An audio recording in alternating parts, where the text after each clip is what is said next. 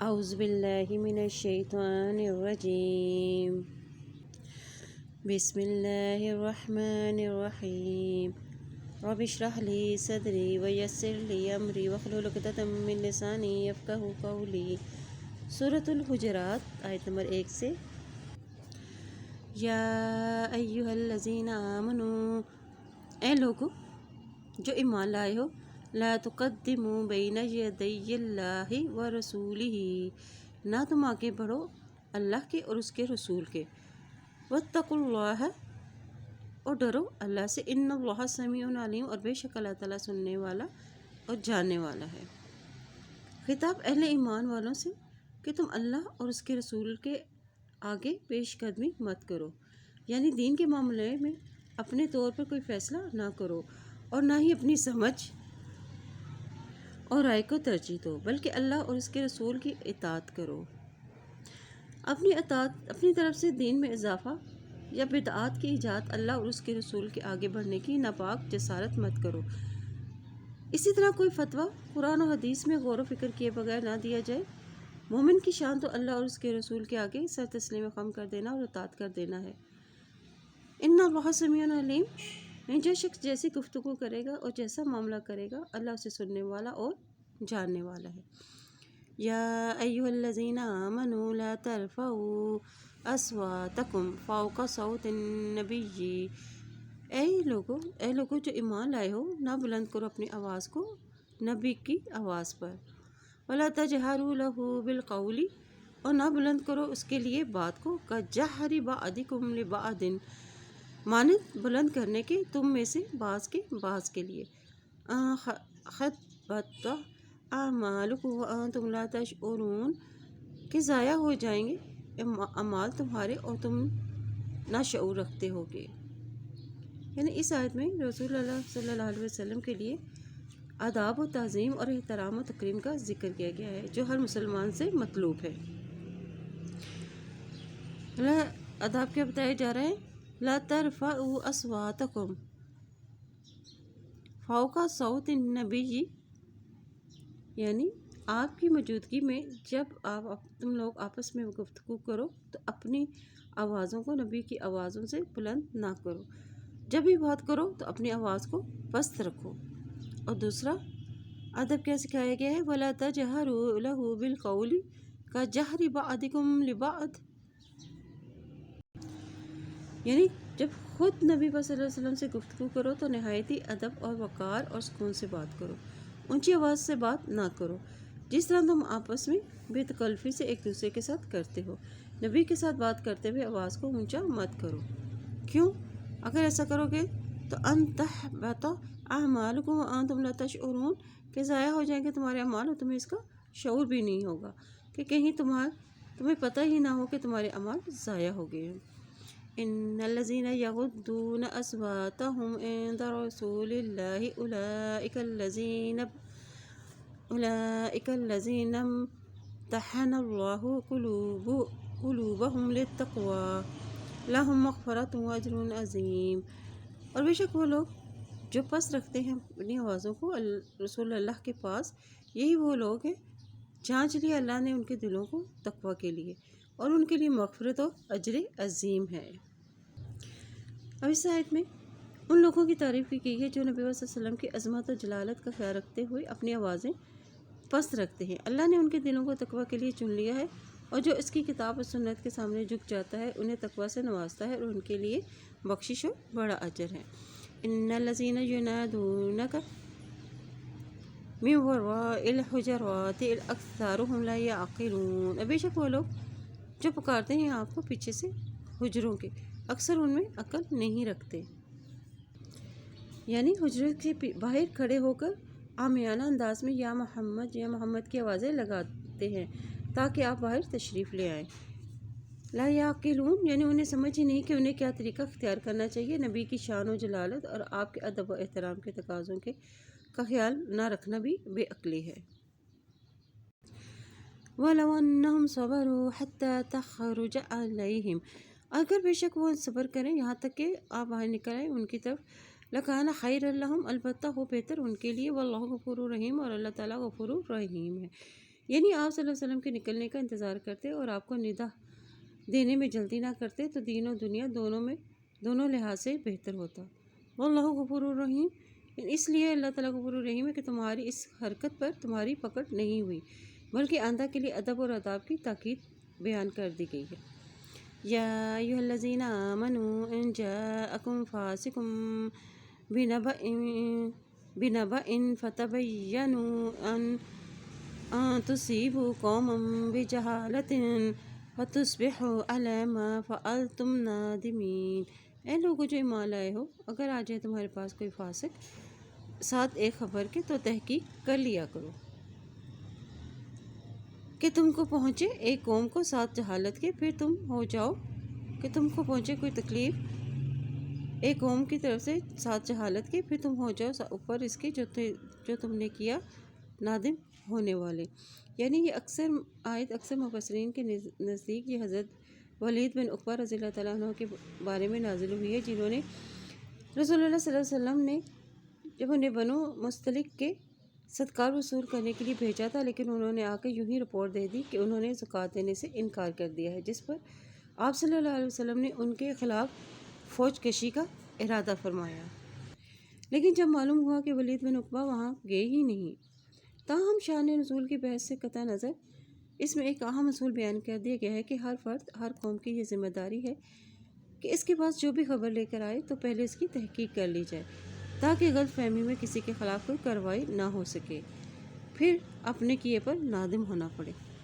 وَاعْلَمُوا أَنَّ فِيكُمْ رَسُولَ اللَّهِ، اور جان لو بے شک تم میں رسول اللہ ہے، لَوْ يُطِيعُكُمْ فِي كَثِيرٍ مِّنَ الْأَمْرِ لَعَنِتُّمْ وَلَٰكِنَّ اللَّهَ حَبَّبَ إِلَيْكُمُ الْإِيمَانَ وَزَيَّنَهُ فِي قُلُوبِكُمْ وَكَرَّهَ إِلَيْكُمُ الْكُفْرَ وَالْفُسُوقَ، اور جان لو بے شک تم میں رسول اللہ ہے، اور وہ اطاعت کریں تمہاری بہت سے معاملات میں، البتہ مشکل میں پڑ جاؤ تم، لیکن اللہ تعالیٰ دل پسند بنا دیا تمہاری طرف ایمان کو، اور اس نے سجا دیا ہے تمہارے دلوں میں، اور ناپسند کیا ہے تمہاری طرف کفر اور گناہ کو، والعصیان، اور نافرمانی کو، اولئک ھم الراشدون، یہی وہ لوگ ہیں جو ہدایت یافتہ ہیں۔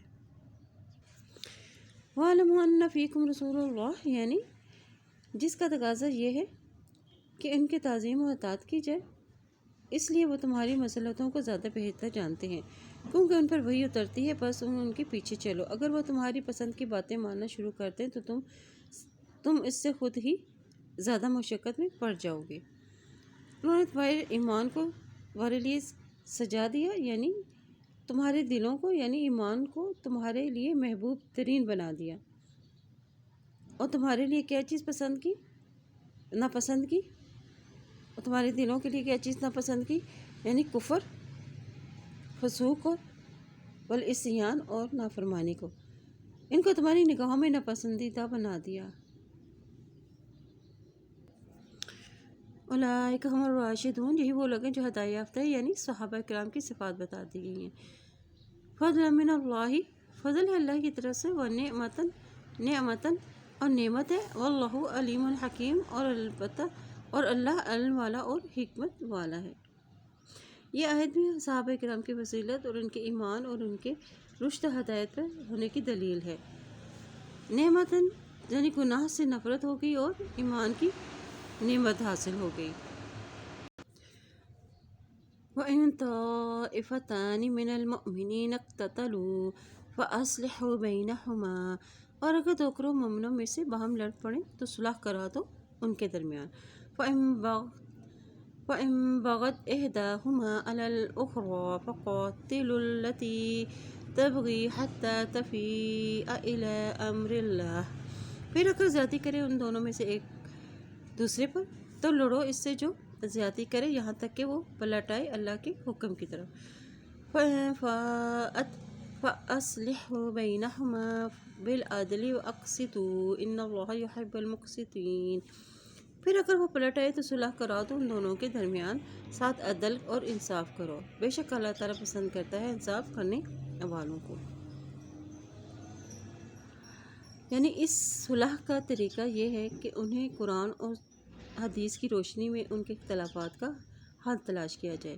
اللہ اور رسول کے حکام کے مطابق اپنے اختلاف دور کرنے پر آمادہ نہ ہوں، بلکہ بغاوت کا رستہ اگر اختیار کریں تو دوسرے مسلمانوں کی ذمہ داری ہے کہ وہ سب مل کر بغاوت کرنے والے گروہ سے لڑیں، یہاں تک کہ وہ اللہ کے حکم کو ماننے کے لیے تیار ہو جائیں۔ فَإِنْ فَاءَتْ فَأَصْلِحُوا بَيْنَهُمَا بِالْعَدْلِ وَأَقْسِطُوا، یعنی وہ باغی گروہ بغاوت سے باز آ جائے تو پھر عدل کے ساتھ یعنی قرآن اور حدیث کی روشنی میں دونوں گروہوں کے درمیان صلح کرا دو۔ اگر انصاف نہ ہوگا تو صلح قائم نہ رہے گی، اور اللہ انصاف کرنے والوں کو پسند کرتا ہے اور ان کے لیے بہتر اجر سے انہیں نوازے گا۔ ان المؤمنون اخوۃ فاصلحوا بین اخویکم واتقوا اللہ لعلکم ترحمون، بے شک مومن بھائی بھائی ہیں تو صلح کراؤ تو اپنے بھائیوں کے درمیان، اور ڈرو اللہ سے تاکہ تم رحم کیے جاؤ۔ یعنی پچھلے حکم کی ہی تاکید ہے کہ جب مومن آپس میں بھائی بھائی ہیں تو ان سب کی اصل ایمان ہوگی، اس لیے ان کی اصل اہمیت کا تقاضا ہے کہ ایک ہی دین پر ایمان رکھنے والے آپس میں نہ لڑیں، بلکہ ایک دوسرے کا دست و بازو، ہمدرد اور غمگسار اور خیر خواہ بن کر رہیں، اور ہر معاملے میں اللہ سے ڈرو، شاید کہ اس کی طرف سے تم اللہ کی رحمت کے مستحق قرار پا جاؤ۔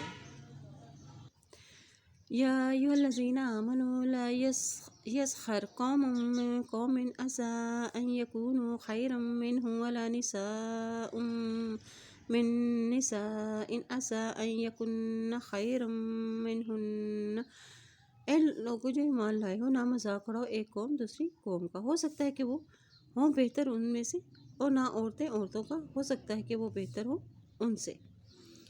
یعنی اے لوگوں جو ایمان لائے ہو، ایک گروہ دوسرے گروہ کا مذاق نہ اڑائے۔ مذاق خود کو بہتر اور دوسرے کو کم تر سمجھنا۔ اور کیسے مذاق اڑایا جاتا ہے؟ مطلب نقل اتار دینا یا بات سن کر ہنس دینا۔ کہتے ہیں کہ عورتوں میں یہ اخلاقی بیماریاں زیادہ ہوتی ہیں، اس لیے عورتوں کا الگ سے ذکر کر کے انہیں بطور خاص اس سے روک دیا گیا ہے۔ وَلَا تَلْمِزُوا أَنفُسَكُمْ، اور نہ عیب لگاؤ اپنے نفسوں کو، یعنی ایک دوسرے پر تانا زنی مت کرو۔ مثلا یہ کہہ دینا کہ تو فلاں کا بیٹا ہے، تیری ماں ایسی ویسی ہے، یا تو فلاں خاندان کا فرد ہے۔ وَلَا تَنَابَزُوا بِالْأَلْقَابِ، اور نہ تم باہم بدنام کرو ساتھ القاب کے، یعنی مذاق و تحقیر کے لیے لوگوں کے ایسے نام رکھ لینا جو انہیں ناپسند ہو، یا اچھے بھلے ناموں کو بگاڑ کر بول دینا، یہاں اس کی بھی ممانعت کی گئی ہے۔ بئس الاسم الفسوق بعد الایمان، اور کتنا برا نام ہے فسق میں ایمان کے بعد، یعنی اس طرح نام بگاڑ کر بلانا یا قبول اسلام سے یا توبہ کے بعد اسے سابقہ دین یا گناہ کی طرف منسوخ کر کے خطاب دینا، یعنی مثلا اے کافر، اے زانی، اے شرابی وغیرہ، یہ بہت ہی برا کام ہے، اور جو یہ حرکت نہ چھوڑے اور باز نہ آئے تو وَمَن لَّمْ يَتُبْ، اور جو نہ توبہ کرے فَأُولَٰئِکَ هُمُ الظَّالِمُونَ، تو وہی ہیں جو ظالم ہیں۔ ظلم کیا ہے؟ یعنی لوگوں کے حقوق میں کمی کر دینا، عزت و احترام و مرتبے میں کمی کر دینا۔ یا ایھا الذین آمنوا اجتنبوا کثیرا من الظن، اے لوگوں جو ایمان لائے ہو بچو بہت زیادہ گمان سے، یعنی برے خیال، اخلاق، غلط باتوں سے بچنے کی طرف توجہ دلائی جا رہی ہے۔ گمان کیا ہے؟ یعنی کسی کے بارے میں رائے، سوچ، خیال رکھنا جس کی کوئی بنیاد ہی نہ ہو۔ گمان کیوں ہوتا ہے؟ یعنی جب نقطۂ نظر مختلف ہو، غلط فہمیوں کا انسان شکار ہو جائے اور بہت زیادہ اختلافات پیدا ہو جائیں، برا گمان آندھی کی طرح چھا جاتا ہے جس سے پھر کچھ نظر نہیں آتا، اور گمان کے بعد انسان کی سوچ دوسروں کے بارے میں بری ہو جاتی ہے اور وہ اس میں پھر عیب تلاش کرنے لگ جاتا ہے۔ اس لیے اپنے دل میں برا گمان نہ آنے دو، اور اگر آ جائے تو اسے جڑ نہ پکڑنے دو۔ اچھا گمان رکھنا بھی ایک عبادت ہے۔ اب برے گمان سے بچنے کے لیے کیا کرنا چاہیے؟ ذکر اور استغفار کثرت سے کریں۔ گمان سے کیوں روکا گیا ہے؟ ان بعض الظن اسم ولا تجسسوا ولا یغتب بعضکم بعضا، بے شک بعض گمان گناہ ہیں۔ اسم یعنی وہ گناہ جو نیکی اور خیر سے روک دے، کیونکہ بعض گمان اور کس چیز سے؟ ولا تجسسوا، یعنی اس کا معنی ہے نفس کو چھونا، یعنی اندرونی حالت معلوم کر لینا، یعنی اندرونی معاملات کو جانچنے کی کوشش کرنا۔ مثلا جیسے ٹو میں لگے رہنا، کسی کی برائی یا عیب معلوم ہو جائے اس بارے میں تجسس میں پڑے رہنا، اس چیز سے منع کر دیا گیا ہے، کیونکہ یہ بھی بدگمانی کا سبب بنتی ہے۔ بلکہ حکم کیا دیا گیا ہے کہ کسی کی خامی یا عیب یا کوتاہی اگر تمہارے علم میں آ جائے تو اس کی پردہ پوشی کرو۔ تجسس یعنی کون کیا کھا رہا ہے، کیا کتنا کما رہا ہے، کیا پہن رہا ہے، اور کسی کے گھر میں جھانکنا بھی تجسس میں ہی شمار ہوتا ہے۔ وَلَا يَكْتُبْ بَعْضُكُمْ بَعْضًا، اور نہ تم عیب لگاؤ تم میں سے بعض کو، یعنی تم میں سے بعض کی غیبت نہ کرے۔ غیبت کسی کے بارے میں بات کرنا جو اسے ناپسند ہو، یا ایسی بات منسوب کر دینا جو اس میں نہ ہو تو وہ بہتان ہے۔ یہ دونوں ہی جرم ہے۔ غیبت کرنا ایسا ہی ہے جیسے مردہ بھائی کا گوشت کھانا کوئی اسے پسند نہیں کرتا، لیکن غیبت کرنا وہ نہیں چھوڑتا۔ أَيُحِبُّ أَحَدُكُمْ أَن يَأْكُلَ لَحْمَ أَخِيهِ مَيْتًا فَكَرِهْتُمُوهُ، کیا پسند کرتا ہے تم میں سے کوئی کہ وہ کھائے گوشت اپنے بھائی کا مردہ، تو تم ناپسند کرو گے اس کو۔ وَاتَّقُوا اللَّهَ إِنَّ اللَّهَ تَوَّابٌ رَحِيمٌ، اور ڈرو اللہ سے، بے شک اللہ تعالیٰ توبہ قبول کرنے والا اور مہربان ہے۔ یا ایھا الناس انا خلقناکم من ذکر وانثی وجعلناکم شعوبا وقبائل لتعارفوا ان اکرمکم عند اللہ اتقاکم ان اللہ علیم خبیر۔ اے لوگو، بے شک ہم نے پیدا کیا ہے تم کو ایک مرد اور ایک عورت سے، یعنی حضرت آدم علیہ السلام اور حضرت حوا سے۔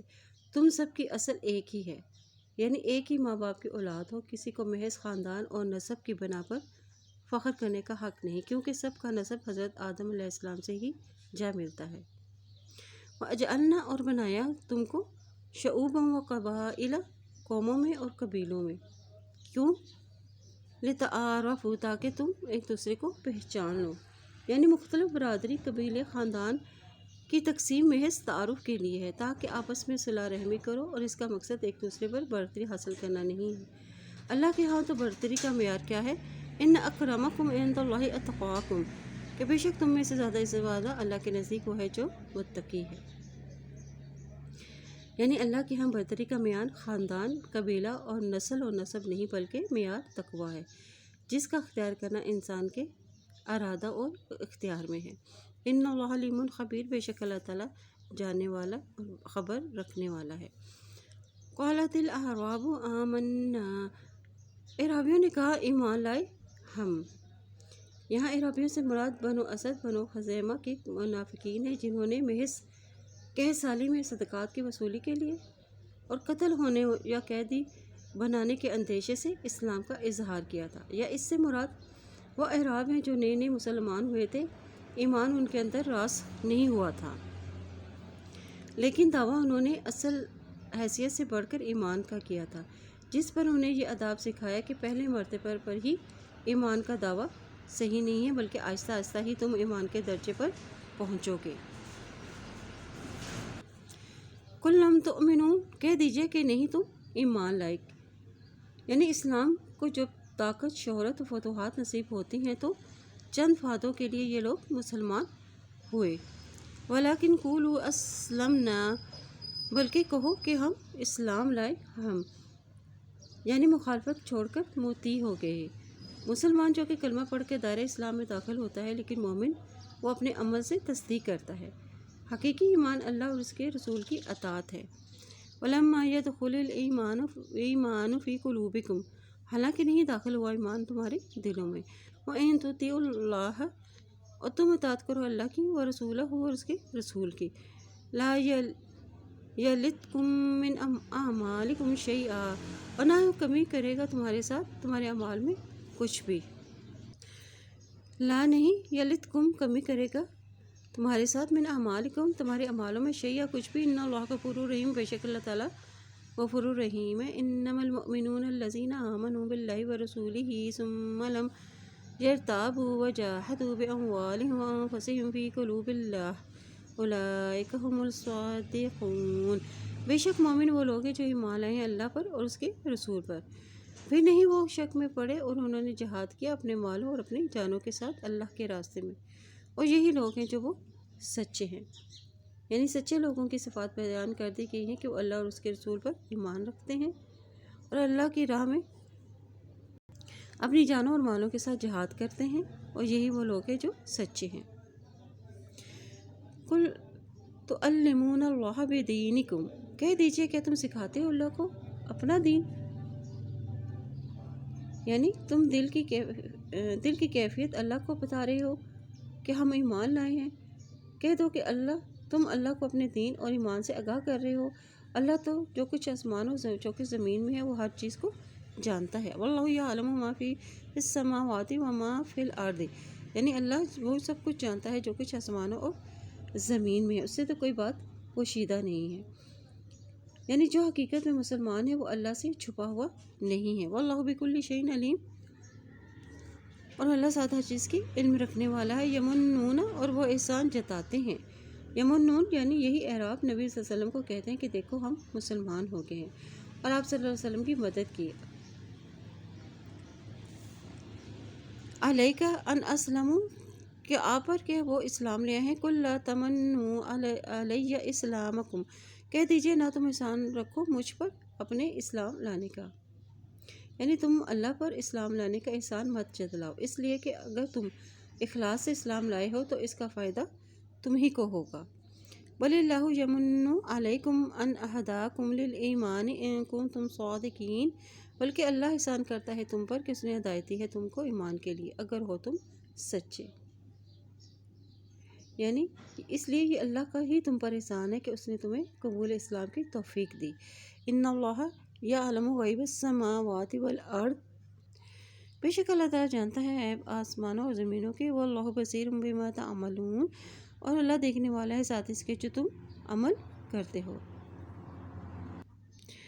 اللہ سے دعا ہے ربنا آمنا فاکتبنا مع الشاہدین، ربنا آمنا فاغفر لنا وارحمنا وانت خیر الراحمین، ربنا فاغفر لنا ذنوبنا وکفر عنا سیئاتنا مع الابرار، آمین ثم آمین۔